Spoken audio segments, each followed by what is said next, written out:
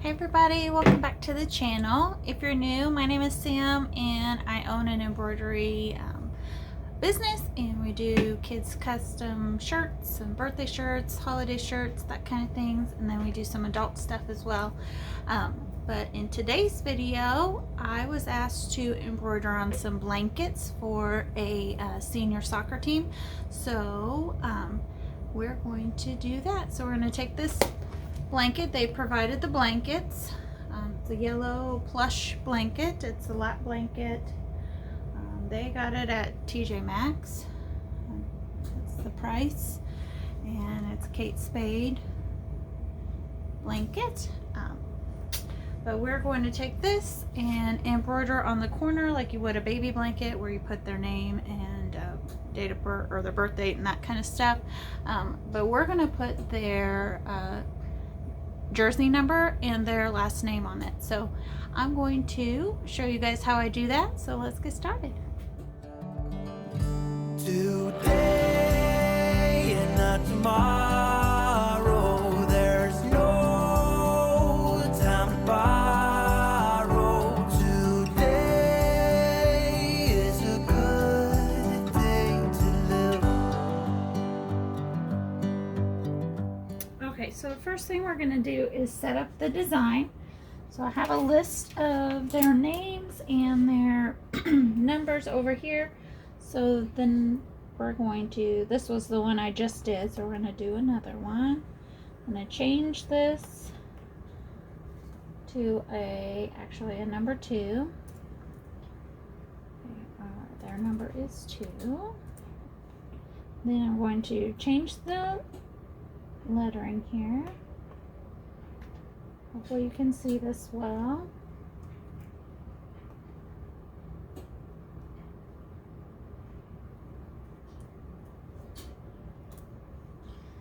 So this is a cursive font, so I'm going to adjust the lettering so that everything lines up.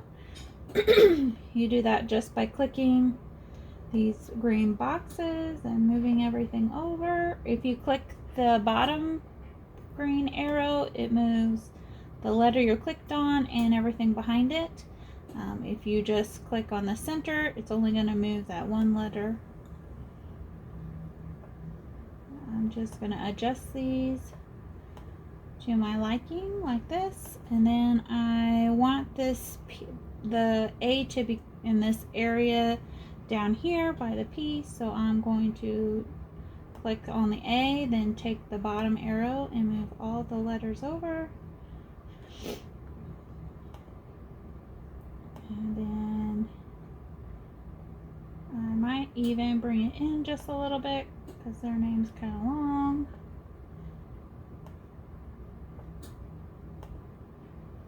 Okay.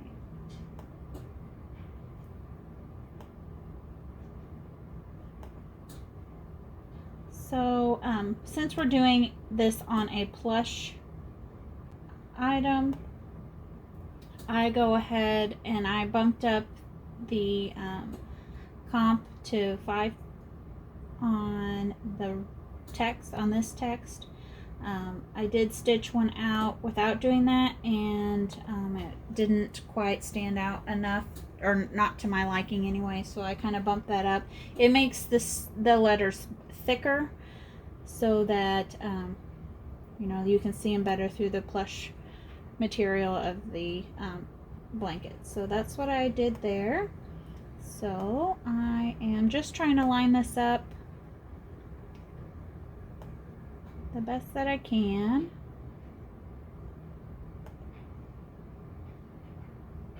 And then we're gonna save it.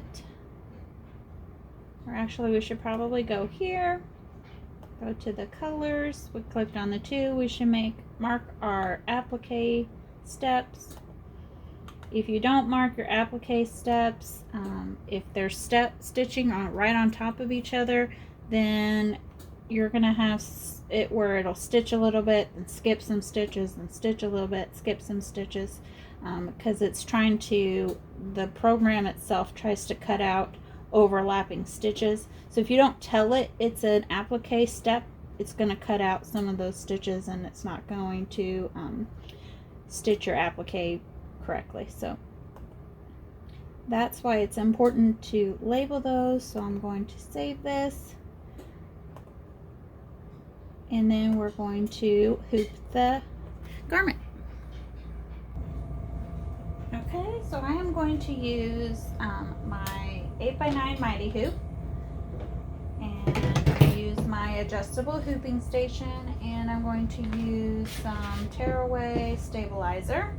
So first I'm going to put the bottom ring into my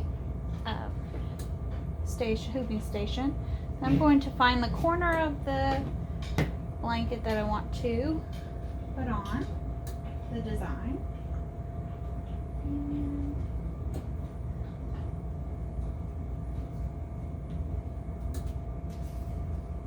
there we go. They want the design at an angle in the corner, so that's how I'm going to hoop this.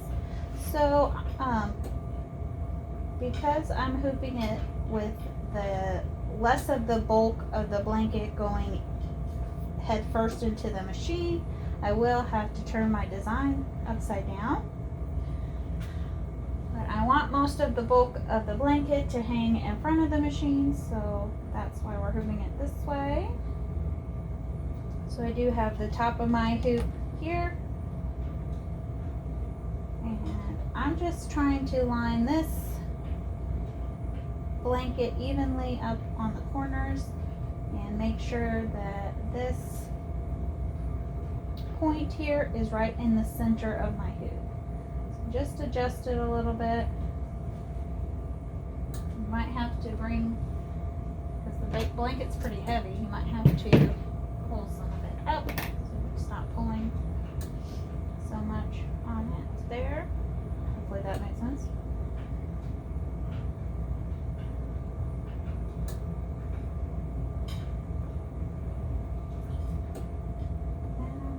Keep adjusting it.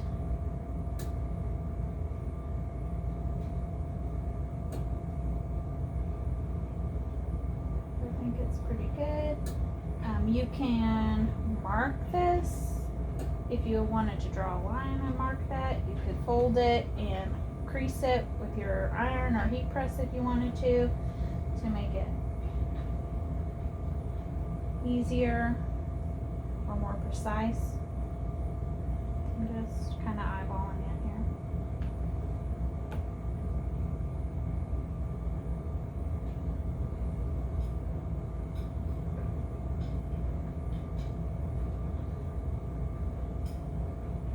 I want to be able to hoop this down as far as I can into that corner, but still have the blanket inside the hoop, caught in the edges of the hoop best I can. So it's sturdy. And when you're hooping it, you're going to remember this is the top of your hoop, so you want the warning sign to be at the top.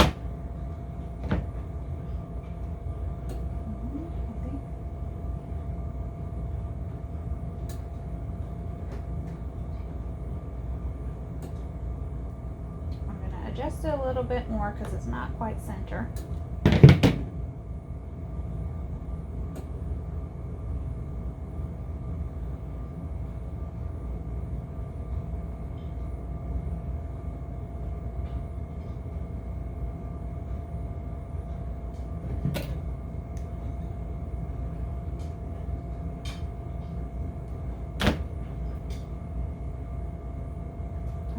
I'm just going to keep adjusting it till I get it to where I want it.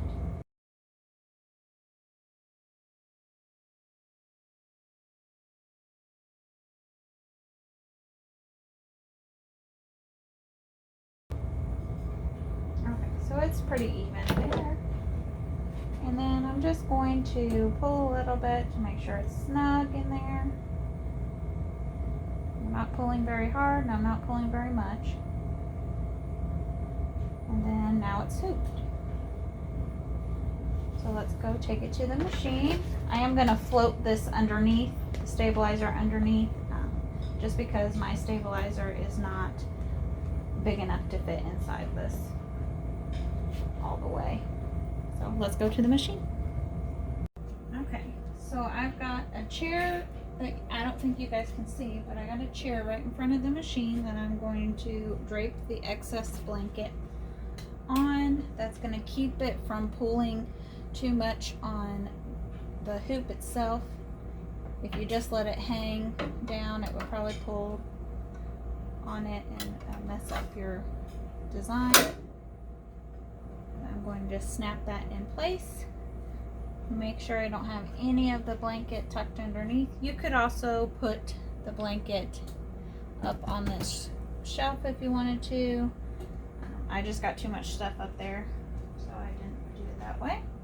So now I'm going to take my stabilizer. Again, it's a tearaway stabilizer. I'm just going to slide it underneath here. Make sure I'm getting it under the hoop and in between the hoop and the arm of the machine. Okay, and then I'm going to load the design onto the machine. So I'll take you over to do that. Apparently I was talking but not recording, so here we are at the machine, or at the computer for the machine, and I have turned the design upside down. And to do that, you go to this F over here and click it 2 times and it'll turn the design upside down. If you click it 1 time, it only turns it 45 degrees, so you have to click it twice to turn it upside down. And now I'm just trying to center the design in the hoop. Because this design has this font has this little swoosh here, it kind of off centers everything, because it's basically centering from this outer edge to this outer edge. So for me personally, this is just kind of extra, so I don't really want to center off this. I want to center off where the P actually starts. So I'm just trying to adjust the design enough so it looks pretty centered, with that kind of swoop just going off to the side a little extra. Hopefully that makes sense. So what I'm doing is I'm just pushing my buttons here, this button and the arrow button, and those move your hoop. You can kind of center it how you want. And then now we're going to trace to make sure we're not going to hit any of the side of the hoop.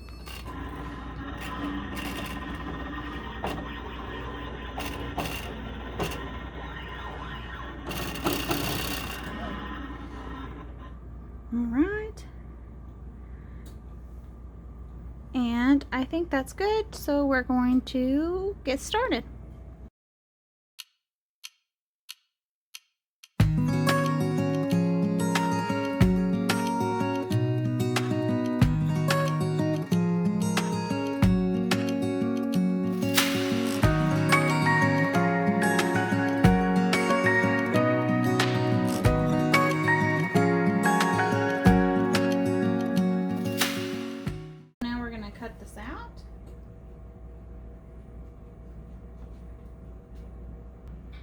Okay, so I have it cut out. I just have it sitting here on the back of the chair. I'm going to add some water-soluble stabilizer on the top. This is going to help the stitching of the satin stitching to sit more on top of the blanket versus getting hidden down deep into the fluff of this, the plush of this blanket. So I'm just going to cut a piece of this. This I got at Hobby Lobby. It's Bellon water soluble stabilizer.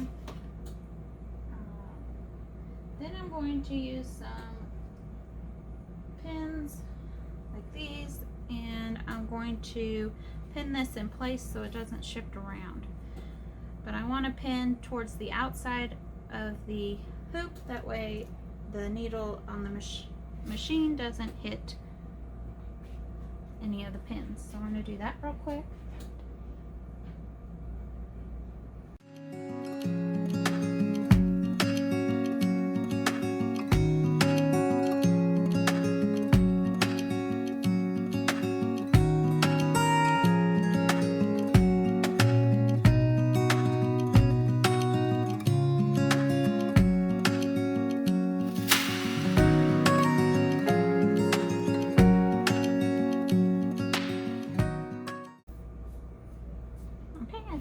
pretty secure, so I'm going to put it back on the machine.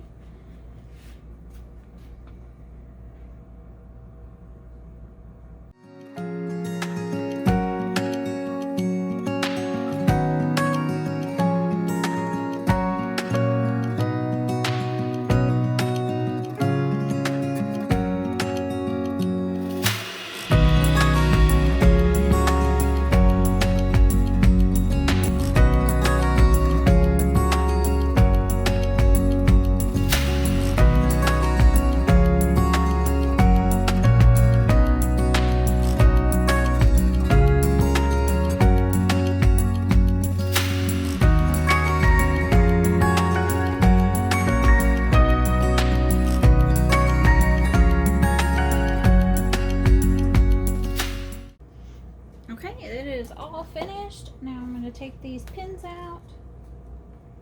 I'm going to set them far away so they don't get attracted by the mighty hoop. And I'm going to go in. My workspace is a total mess. I really need to spend some time cleaning this up. But I've been a little busy, so haven't had time. But we're going to go through and cut out the jump stitches here.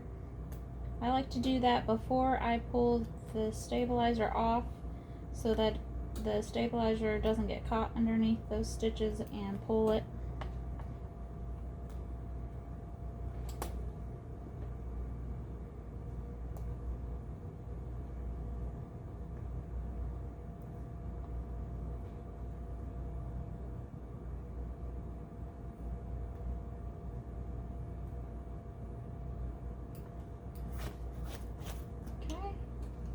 I'm going to pull the stabilizer off. You just rip it. It just comes right off. You can also spray it with some water and it'll dissolve.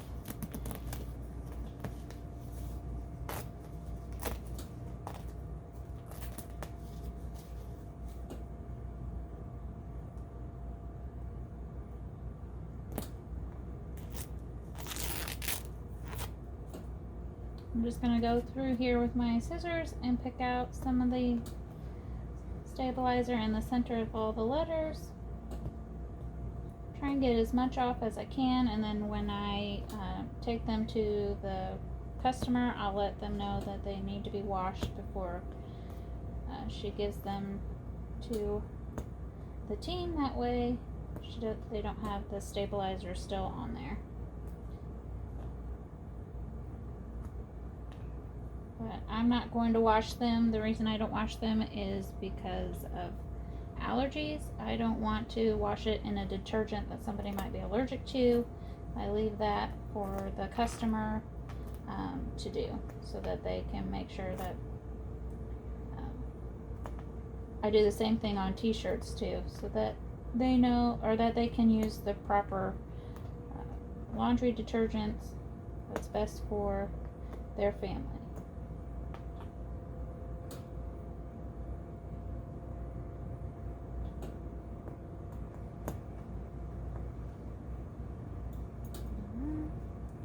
See some of the blue sticking up here from the letter that I didn't cut close, or from the number I didn't cut quite close enough, so I'm going to clean that up too. We're going to take the mighty hoop off. We're done with that.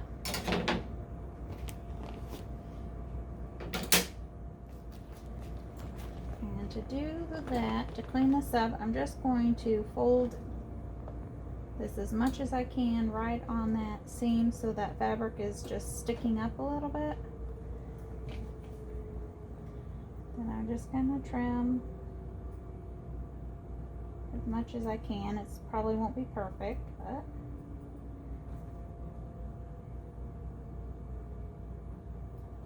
sometimes it's hard with these plush items to get right up against the stitching there. Okay, and then we're going to pull off our stabilizer on the back.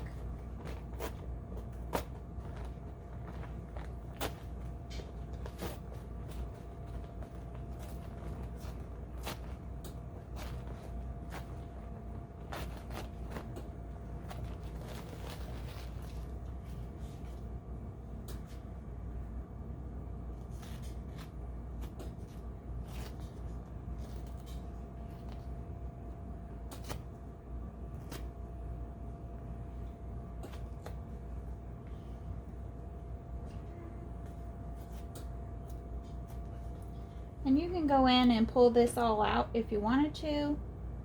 I'm just going to leave it. I think it'll give the name some stability, or the stitching some stability through the wash and stuff. So I'm just going to leave it in there like that. Just get as close as I can. Then I'm going to go take it to the heat press because we need to adhere the heat and bond that we put on the back of this fabric to the blanket itself. So I'm going to go do that real quick. Okay, it is all finished. It's pressed. I think it turned out really cute. Here you can see kind of some of the plush coming up through the letters. You can go in there and trim that back if you wanted to kind of make the letters even better to see. I wouldn't get too wild with trimming because you don't want it to look like it's had a haircut, but you can do a little bit of trimming if you wanted to, or you can do what they call as I believe it's called a drop down stitch, where it tacks down the plush material first, and then it'll stitch the letters over it. I don't have that feature on my Embrilliance, but Embrilliance does have one of their programs, or one of their packages does offer that, where it will create the that stitch. What did I call it? I already forgot what I call it. Anyway, but it'll create that backing stitch that will hold the flush or the plush down and then stitch over it, but I don't have that, so we didn't do that today. But there it is, and I've got about 5 more of these to make. So thank you all so much for watching, and I hope you guys learned something.